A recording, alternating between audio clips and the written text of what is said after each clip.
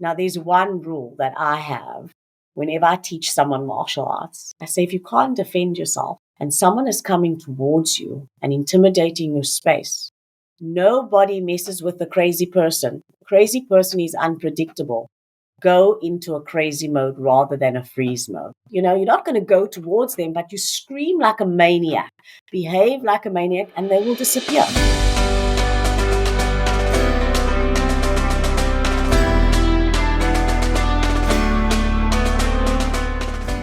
Hey, I'm Esther, and you are listening to On Your Own, the podcast for Jewish girls living away from home. Each week, we bring you an inspiring person or message to help you confidently navigate life on your own so you can achieve real growth and independence and take ownership of this foundational stage of your life. For additional resources, tips, and to stay up to date on future episodes, sign up for the On Your Own newsletter, linked below in the description. Looking forward to spending some time with you today. And now, to this week's episode.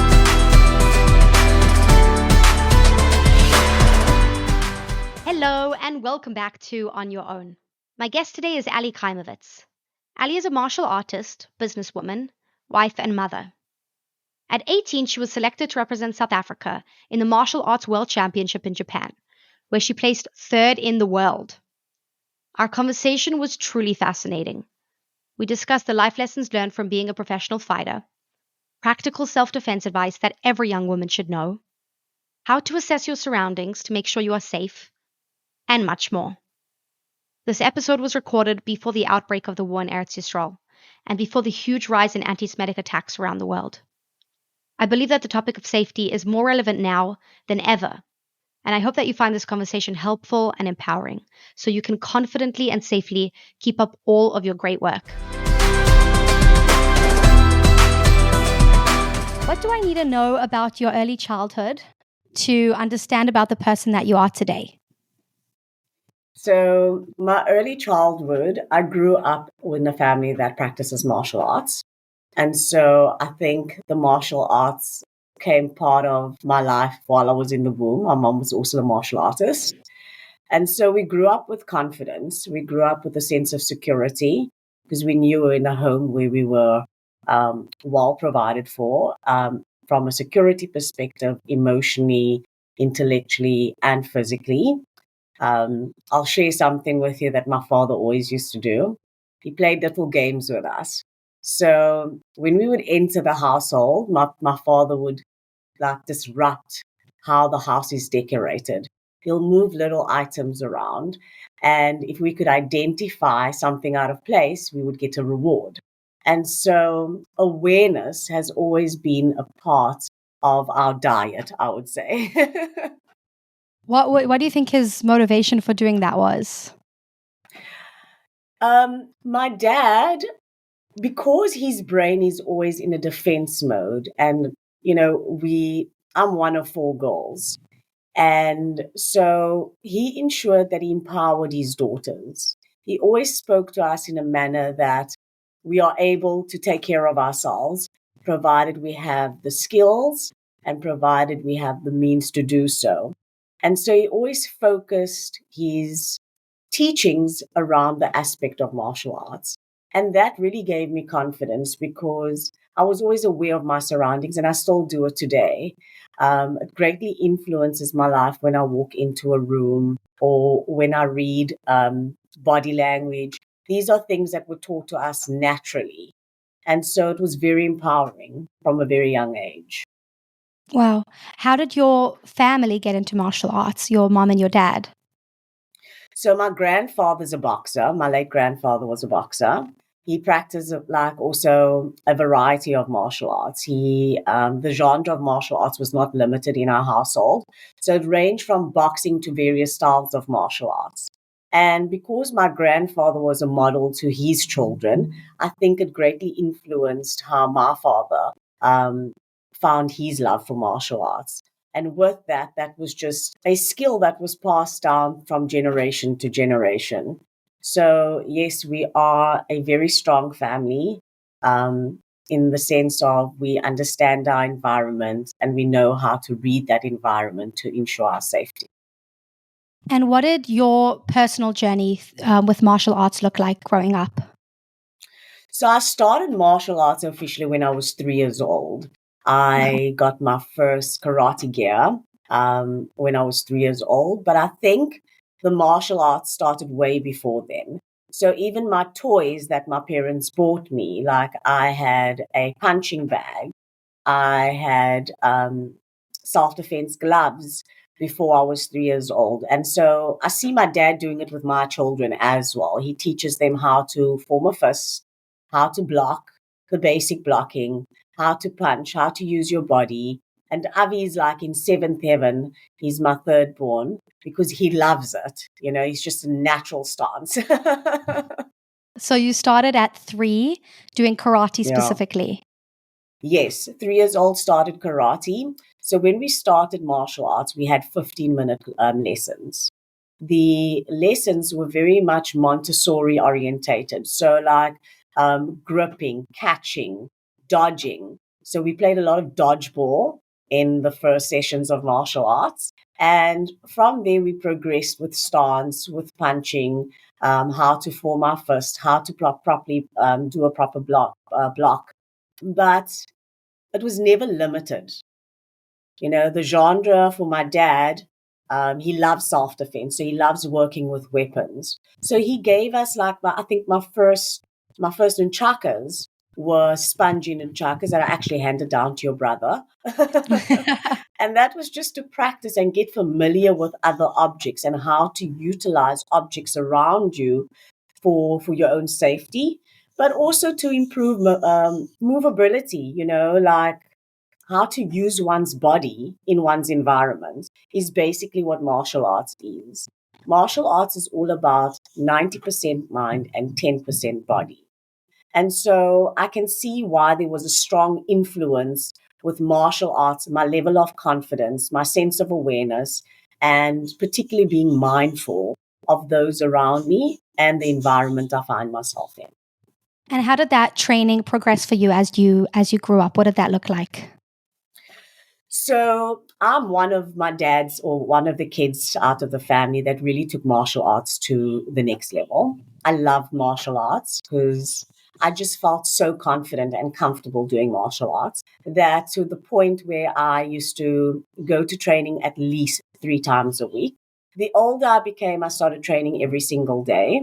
And because of the commitment in training, practice makes one fall in love with what you're doing because there's a deeper sense of understanding. And with practice, there's a sense of not perfection, but a form of mastery. And so the mastery of martial arts really encouraged me. My focus was more on martial arts than my social interactions with my friends around my community because with martial arts, I saw an opportunity. And my first incidence of opportunity with martial arts was when I was 9 years old, where I participated in a competition in Cape Town, and I got selected for the provincial team, which allowed me to go fight nationally and do katas, which is a synchronized activity or a projection of what a fight could be and how you can defend yourself. And because of the intensity of my training, I became really good at martial arts. And so from the age of 9 years old to the age of 18, I managed to hold the South African title and the Western Cape Wow. title for martial arts, specifically JKA. But I fought different genres because there was always an opportunity. And going to nationals where there was a mixed martial arts, so they call it the all styles competition, I really saw how well I could excel in that. And so I gave a lot of effort to my martial arts. And hard work pays off. And so I was able to travel with martial arts locally and internationally. And that gave me a window into the greater picture of the world. I also grew up in a very uncertain time in South Africa where racism was very strongly held. However, the community of martial arts like completely diminished that narrative because in the community of martial arts, it's like a family. We look out for each other. We try and improve each other's techniques. And so there's a sense of brotherhood and sisterhood that we've created in the community of martial arts. And so that was very empowering for me personally.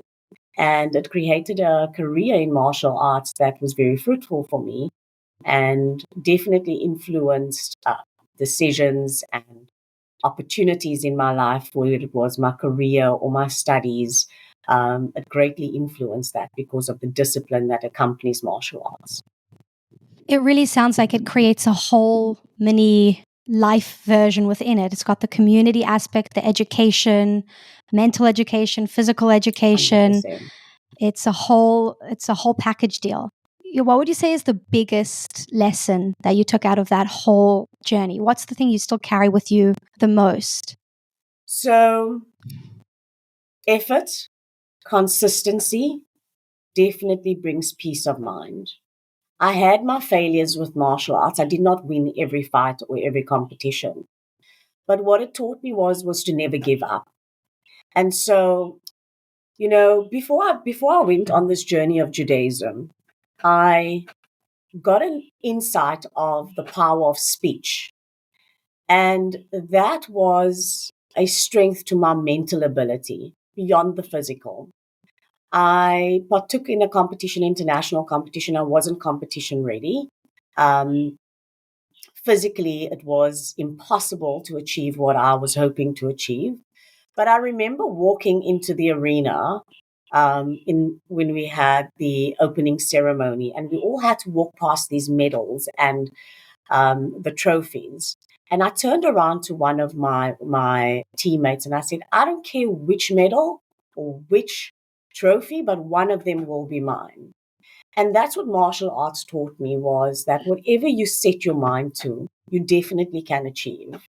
And so that ability to have a strong mental approach to my daily activities, or my sport and my academic career, definitely gave me the power, because that's what martial arts does. It gives you that strength to know that I can achieve this, even if it means that I have to train the same kick 100 times, or train the same kata and practice the same kata 100 times.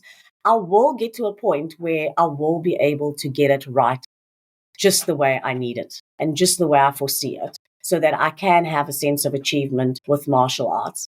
The greatest thing with martial arts, though, comes on a interpersonal communication level, where we have a mantra in martial arts, and specifically in JKA.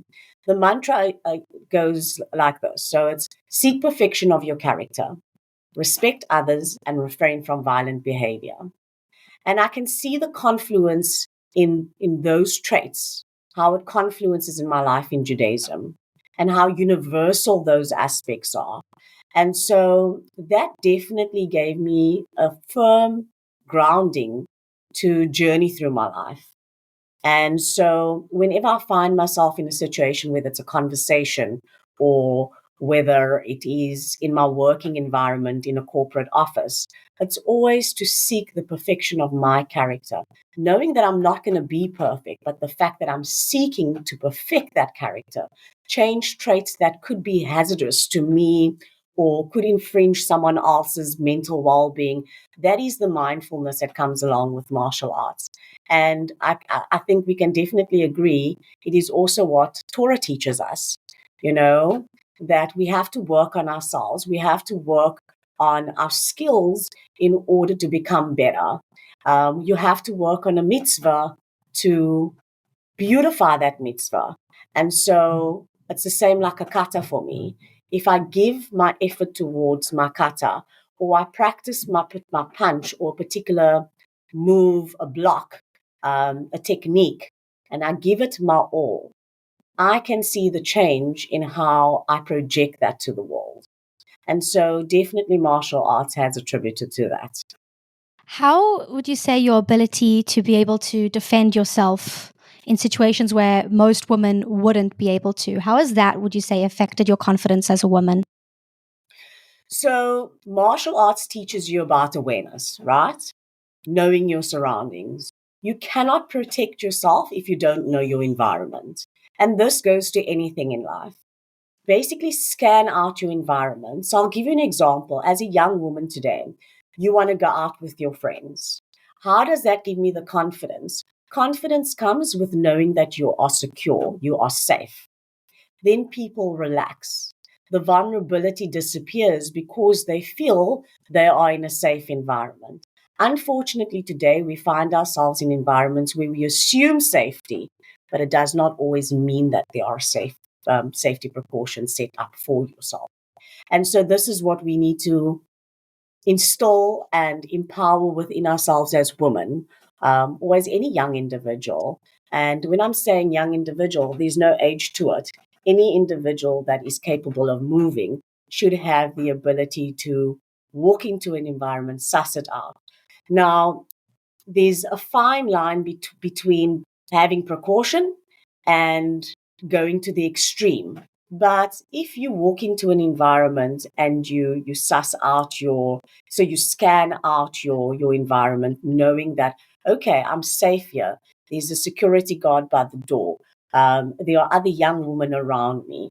There's like when I was in Israel recently, going into certain restaurants, I would first see, do I see people that I can familiarize myself with? For one, are there religious people here? Yes, there's a hechsha here, but I don't just trust the hechsha. I don't just trust a piece of paper. Let's see who comes in here. Communicate with your environment so that you can find the security within that environment.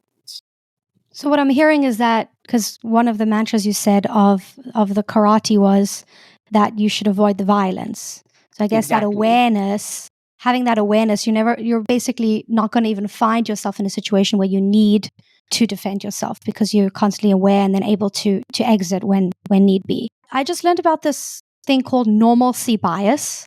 Yes. I never heard of it before, but it came up when I was looking into self-defense, which is this idea that we, especially women apparently, tend to try and make, even if the environment seems a little bit sketchy, to try, it's fine, it's okay.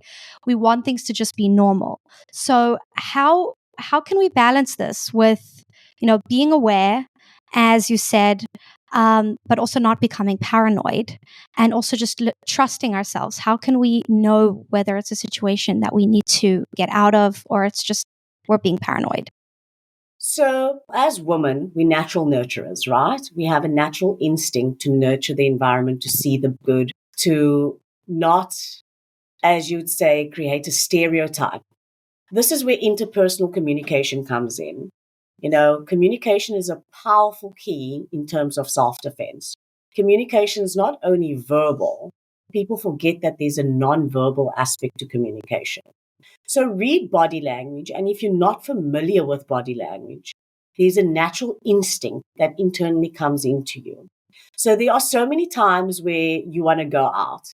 I mean, like when I spent times in Simo at varsity, there were times where I was invited out and internally I knew I shouldn't go. My body would shut down. My body's like, you're tired. Why would you want to go out? Just stay at home.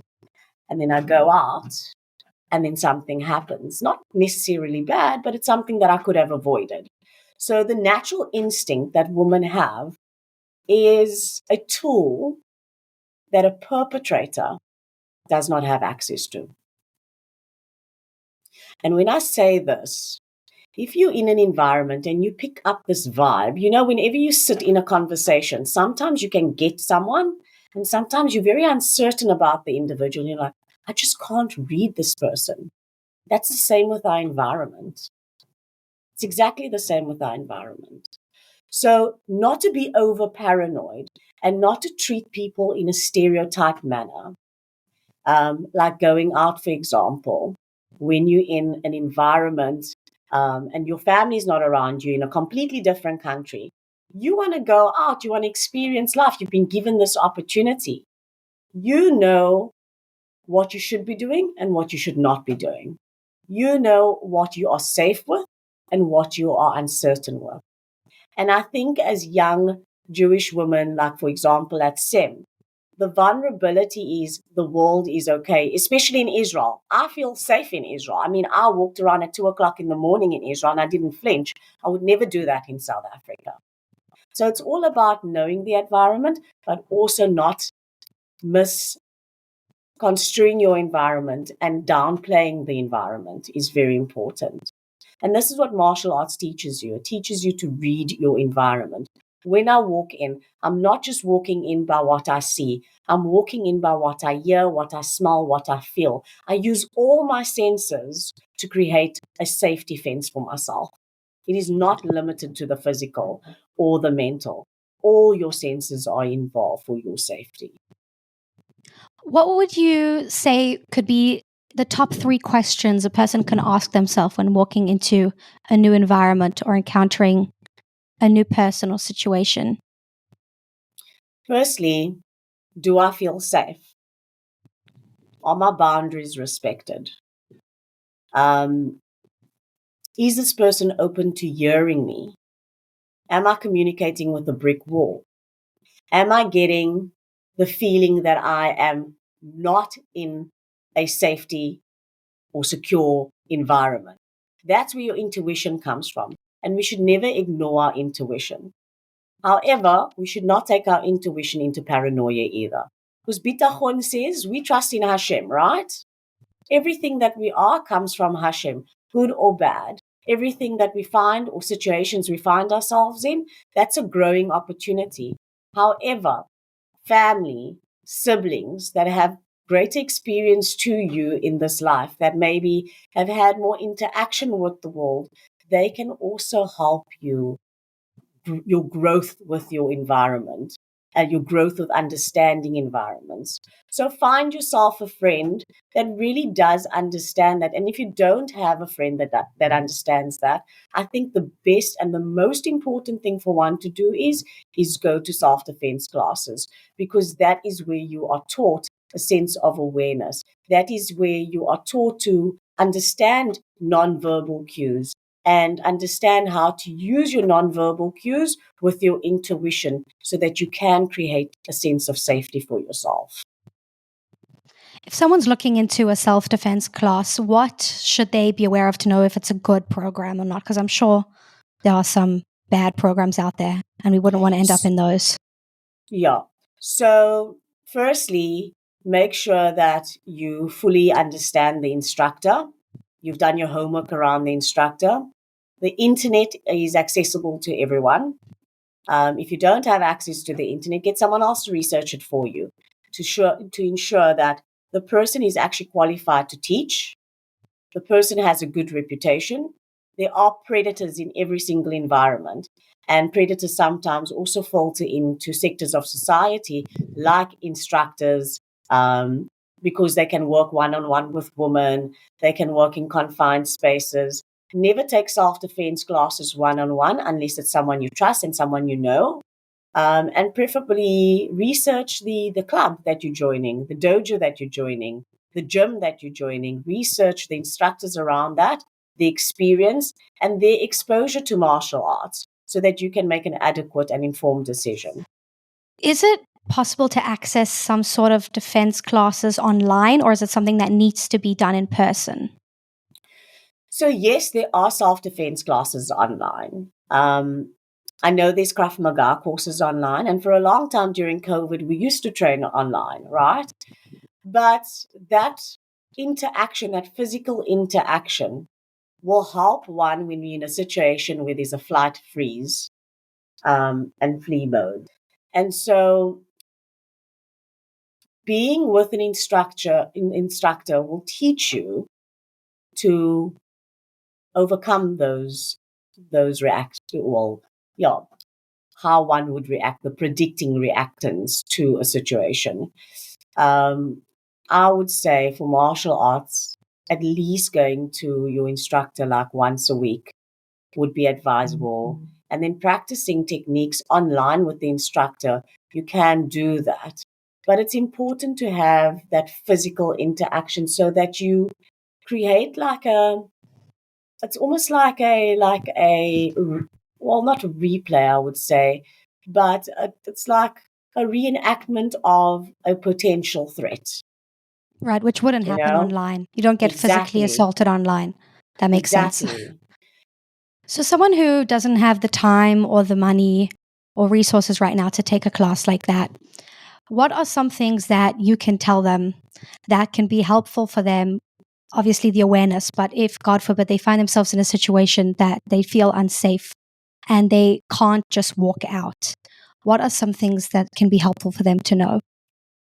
So I would definitely say having self-defense, I don't like the word weapons, but having pepper spray, having a stun gun. In What's a Israel, stun it's a gun? bit different.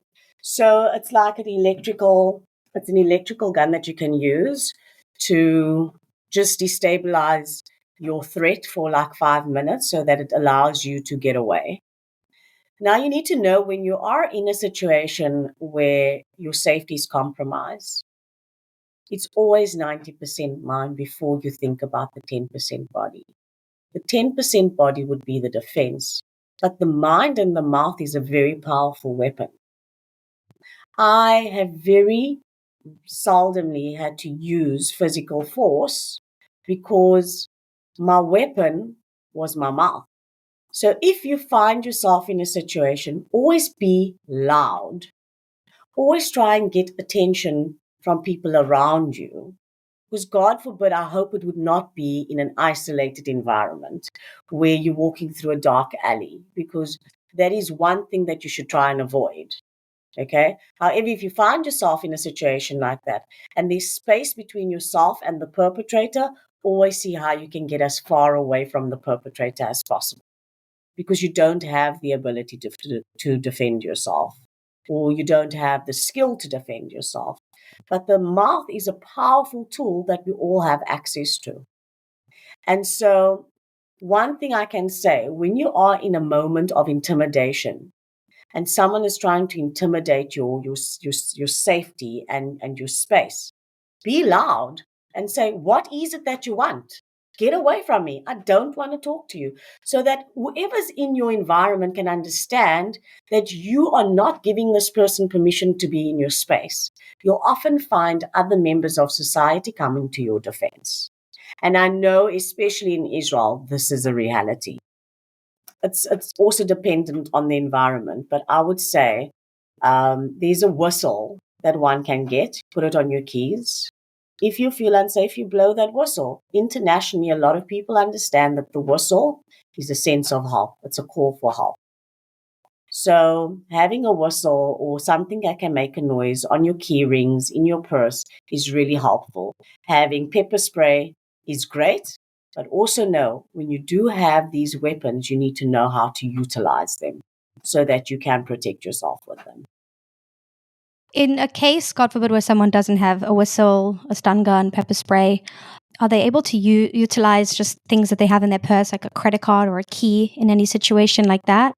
So it definitely, it depends it also depends on the individual. So a credit card you could use to cut someone, but I mean, the chances are your hands is going to be held. You're going to have limited space. When you are in a confined space and someone's holding you from behind, or they got you choked up in front, or they're holding both hands in front of you, it is far better to use your body than to use a weapon. Okay? Because the reality is you could get hurt with your own weapon. And so this head of ours is one of the strongest body parts that we have. And so often you'll see martial artists, when they find themselves in a situation, they can headbutt, but they know where to headbutt. They know where to use a soft point. Another part of your hands, if your hands are free and it's available, you can use this part of your hand. This is a strong part of your hand. You can knock up this way, knock up that way on the throat. If it's a male and he's in front of you and he's got you choked up, your number one priority is to get out of that chokehold. So if you knock someone on an Adam's apple, they drop. They will lose their breath for at least 2 minutes, and they will need to regain their breath. That's time for you to get away, to run away from the situation. So when you are defending yourself to get out of the situation as fast as you can to safety. And so you can use your hands. If someone's behind you or have their hands on your mouth, You use your body, you drop your body. As you drop, that person has to drop with you. You can use your elbow, you can try and knock them in their solar plexus. And again, practice makes perfect. So if you are at home and you're hanging out with your girlfriends, ask them, let's practice this. Let's do it safely. Let's do it without too much power behind it. So ask one of your girlfriends to hold you and see if you move to the left, move to the right, which way will work for you so that you can put self-defense in your level of reaction. Okay. My level of reaction for self-defense is high because it was something installed in me when I was very young. Someone that does not have that, someone that doesn't like someone screaming at them or being in their space and they freeze, that person needs to practice to overcome that. It's the same like you're going to therapy to overcome a phobia. You need to expose yourself to it enough so that your responses and your reaction diminishes towards it, so that you're not triggered into a freeze moment. You are triggered into, how can I get myself out of the situation and get a sense of empowerment out of it? I hope that answers the question. Definitely. And it answers a question I was going to ask about freezing as well, because I know I was once in a situation in South Africa. I was 16 and I was followed home. And I noticed as I was walking up my street, so I just continued. I didn't want to take him to my house. And he ended up coming behind and grabbing me. And I screamed so loud, he ran away, even though there was no one else on the street. However, I was just speaking to a relative who was on the light rail in Jerusalem. Was packed, and somebody was inappropriately rubbing themselves against her, and she completely froze. She couldn't speak. She completely froze until it stopped, and then she got off. So these are reactions that we can't truly predict. 100%. So if somebody has a freeze reaction, you would say, don't wait to know that, but rather practice, and then that will. Are you saying that will help avoid the freeze reaction if you practiced it before? Absolutely. Absolutely. The main thing about your sense of security is your sense of boundary. I often find that people that don't know how to say no are people that often freeze. People that... That's very interesting.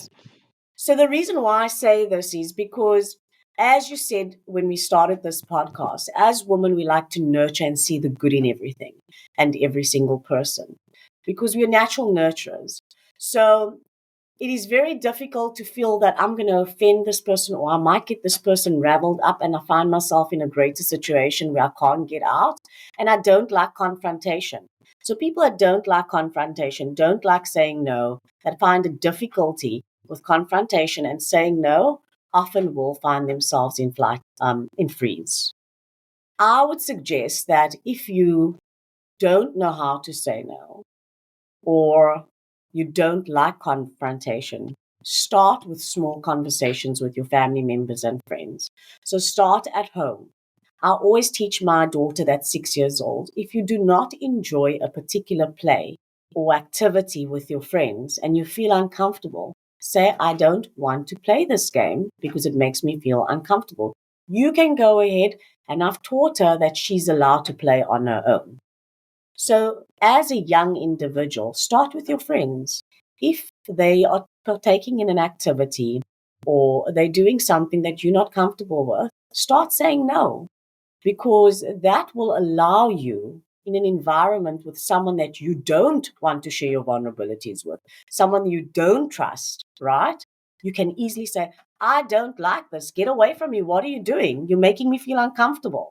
I do it all the time whether I'm shopping at a supermarket or whether I'm on a train or on a bus. If someone's too close to me, I'll be like, please give me my space, respect my space. This is my space, this is your space.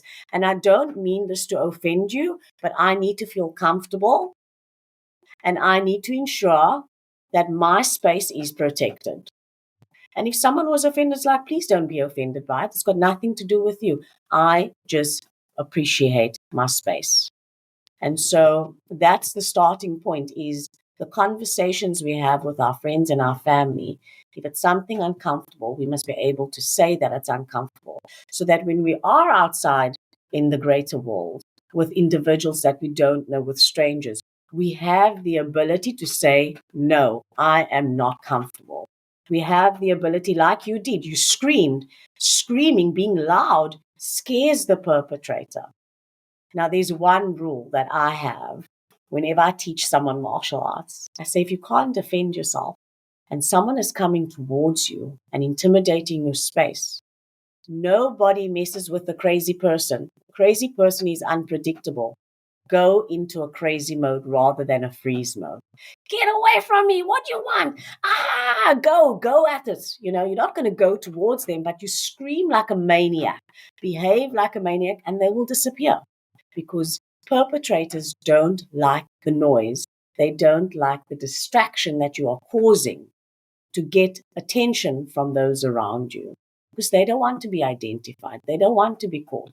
They're just taking the chance. And every time they took the chance and they got away with it, gave them this thrill to do it again. So you actually limited that thrill for them. Give them the unpredictable. The unpredictable is to behave in a manner that they did not foresee. Because perpetrators choose their victims. They select them carefully. And this is one thing I want to say to the young ladies or to anyone out there. When you're walking in a street and it's late at night and you're feeling vulnerable, don't look over your shoulders constantly, because by looking over your shoulders constantly, it shows that you are anxious, that you are afraid of your environment, and with anxiety and fear, that's the perpetrator's window. And so if you do feel you are being followed, like your situation, for an example, you look down the street where the perpetrator is coming from, you see if there's any oncoming vehicles, and you cross. If that perpetrator crosses again, because as you're crossing, you can see in your blind spot if that person's crossing with you. If that person crosses with you, you walk and you start walking a little bit faster than the pace that you initially had. You don't have to run, but always make sure that you can see, is there someone ahead of me? Is there someone on the pavement across the road from me? The best tip I can say is always have an emergency contact, a friend or family member, trusted individual that you can share your location with. So sharing your location or sharing your itinerary or plans for the day is very important with a family member or friend. Because God forbid, if you don't rock up where you are supposed to pitch up for at a particular hour, friends would know they can contact Esther, for example, or they can contact mom, or they know that your last location was at this point and they can expect you to arrive at your destination at a certain point. If you are walking late at night or you're traveling late at night, keep updating your emergency contact with your movements. And most importantly, the location sharing, you have to be very careful. Don't put your location services on every single app on your telephone if you have a smartphone, okay? Because having those location services on, like for example, Waze, other Waze users can see exactly where the individual is if you're online. You can see where the cars are in your vicinity. That's extremely dangerous. Or on Instagram, you're sitting in a restaurant, you're taking a picture of the food, you tag the restaurant. Now, whoever's following you on Instagram or on Facebook can see exactly where you are. That's the danger that society faces. And that is where a lot of situations that compromises women's safety occurs, especially with gender-based violence that we experience in South Africa. I know it's not as prevalent as in Israel, but these are the realities that one faces as a young woman in society today. It's so interesting what you said about make sure that you're not constantly looking over your shoulder and looking up, because I just saw that pickpockets actually stand by signs that say beware of pickpockets, because what happens is people pass the sign, they touch the pocket with a wallet, and then they continue, and then the pickpocket knows exactly where the wallet is. So 100%. It's this idea of look confident, don't give yourself away as a target. That's very, very interesting. And share your location with the people you want to have your location, and not with those that you don't want to have your locations, which is the whole general wide world. 100%. And also, like on your cell phone, I have my husband's name saved as emergency husband and his name. So that if anything happens to me and someone gets access to my phone that needs to call out for and alert my family members or friends, they understand who my emergency contacts are. If I find That's myself helpful. in a situation. What would you say to someone who has had some sort of either major or minor assault, who listening to this feels ashamed that they didn't do more to defend themselves? So we can't always be prepared for incidents in our lives. A lot of traumatic experiences come unpredictable at unpredictable times. One is not always prepared for it.